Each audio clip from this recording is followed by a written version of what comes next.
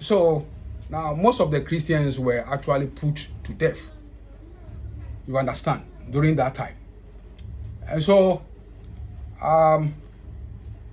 Nero was a very wicked king, a very wicked emperor. And so most of the Christians were put to death, and there was a need to strengthen the early church.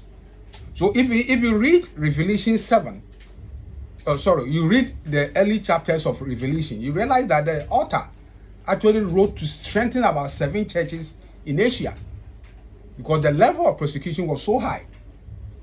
So at that time, there was a need to strengthen the church, and therefore the concept of hell was borrowed from paganism, as they claim. It was borrowed from paganism.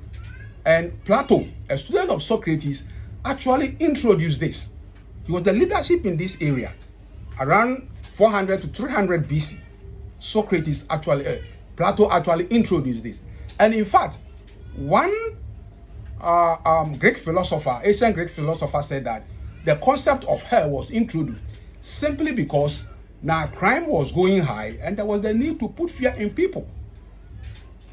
And so you realize that Christianity actually borrowed this thing from paganism. And that is why those concepts cannot be traced in the Old Testament. It was a borrowed idea by Christianity.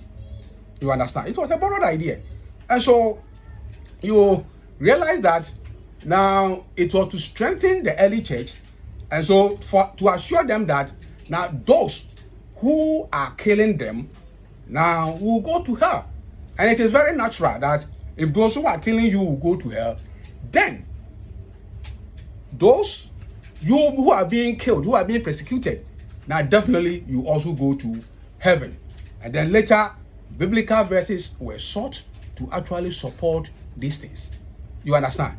So I don't think, for me, if you ask my personal opinion and view, there is no heaven, there is no hell. I may sound very controversial, but that is a fact. You understand? That is a fact.